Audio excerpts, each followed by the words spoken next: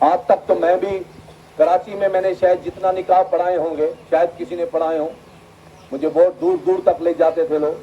اب تو یہ وقت ہی نہیں ہے پڑھانے کا، تو کیا پڑھائیں، ذمہ داریاں نہیں نبھائی جاتی. لیکن میں نے اپنی زندگی میں بہت کم نکاح دیکھے ہیں جو مسجد میں کیے گئے ہوں. حالانکہ حکم ہے جمعہ کے دن نکاح کرو اور خدا کے گھر میں کرو. لیکن میں اڑ جاتا تھا، میں نے کہا جب تک یہ ساؤنڈ کی لعنت بند نہیں کرو گے میں گانے پڑھاؤں گا. اور وہ گانے بند کرتے تھے. جب تک میں بیٹھا رہتا تھا کسی کو ساؤنڈ چلانے کی اجازت نہیں کی. میں نے کہا جب تک میں بیٹھا ہوں یہ نہیں چلے گا، ورنہ بلاؤ آپ دنیا کے بڑے ہوں گے نکاح خواہ، بلاؤ ان سے پڑھوا لو. میں نہیں پڑھواؤں گا، ادھر میں نبی کا فرمان پڑھوں ادھر سے تم گانے چلاؤ. یہ کون سا خلا ہے؟ گندگی کو اور اچھائی کو برابر میں رکھ رہے. حضرت عمر کا دور ہے. اب یہ سن لیں، یہ جو لمبی لمبی چادریں بڑی بڑی تلواریں رکھتے ہیں نا، نبی کی سنت کے خلاف کرتے ہیں کہ بڑی بڑی چادریں باندھنا کہ نیچے گھسٹ گھسٹ کے چلے، یہ شعار کفر ہے، یہ مسلمان کا شعار نہیں ہے.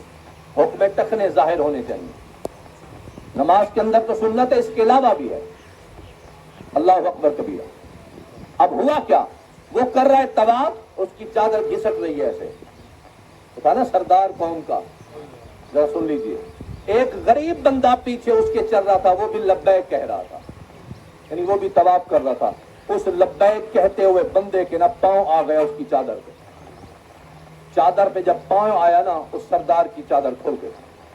پل کھلا نا، چادر گری، اس نے اٹھا کے باندھ لی. اسے غصہ آیا، اس نے زور سے تھپڑ ماری. بندہ لمبا قد والا تھا، زور سے تھپڑ ماری اور غریب کے دانت ٹوٹ گئے.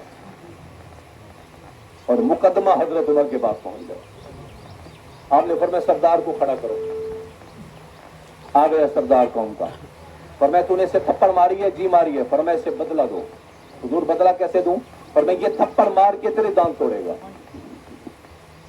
انہوں نے کہا یہ کیسے حضور؟ فرمایا پھر معافی مانگو. انہوں نے کہا میں سردار اور معافی مانگو؟ فرمایا اسلام کسی کو سردار اور سردار نہیں کہتا، اسلام سب کو برابر کہتا ہے. اٹھو مانگو، اٹھو معافی مانگو. انہوں نے کہا یہ نہیں میں معافی نہیں مانگوں گا. پر میں پھر تھپڑ مار کر اپنے دانت توڑواؤ. انہوں نے کہا نہیں میں یہ بھی نہیں کروں گا. پھر میری تو کفر میں بڑی عزت تھی، میں جو کرتا مجھ سے کوئی پوچھنے والا نہیں تھا. پر میں وہ کفر تھا، یہ محمد کا دین ہے، یہاں نہیں ہوگا ایسا. انہوں نے کہا پھر میں کافر ہو جاتا ہوں، پچھلے دین پہ چلا جاتا ہوں، پر میں پھر بھی میں تجھے نہیں چھوڑوں گا. انہوں نے کہا کیوں؟ پر میں اسلام میں حکم ہے جو اسلام سے پھر کر مرتد ہو جائے 3 دن تک اسے کہ اسلام پیش کرو، قبول نہ کرے تو قتل کر دو. اب تیرے پاس راستہ کوئی نہیں ہے، یا قتل ہو جا، یا دانت توڑوا، یا معافی مانگ. اس نے کہا مجھے 1 رات کی مہلت دے دیں، میں ان میں سے ایک چیز چن لیتا ہوں، یا معافی مانگوں گا یا دانت توڑواؤں گا. وہ راتوں رات روم نکل گیا، لیکن حضرت عمر نے قانون نہیں بدلا. یہ ہے عدل.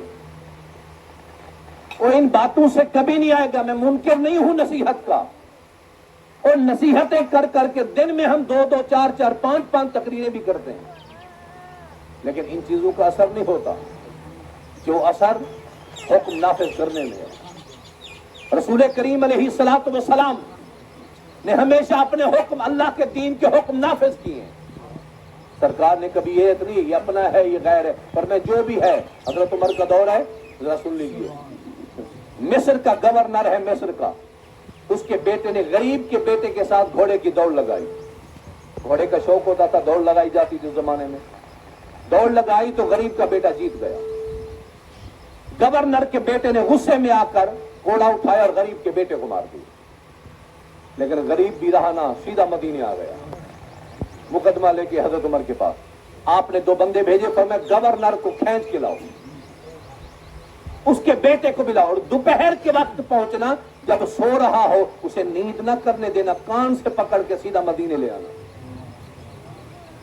قربان جاؤں عمر تیری عدالت سے، قربان جاؤں عمر کی عظمت سے. ایک انگریز کہتا ہے اگر ایک اور عمر دنیا میں ہوتا کفر نظر ہی نہ آتا. جی یہ اندرا گاندھی نے کہا تھا، کفر کی آندھی نے، گاندھی نے کہا تھا، اس نے کہا تھا اگر اسلام سے 2 ہستیوں کا تاریخ میں نام مٹا دو تاریخ بچتی نہیں ہے. پہلے کے نام صدیق اکبر ہے، دوسرے کا نام فاروق اعظم ہے.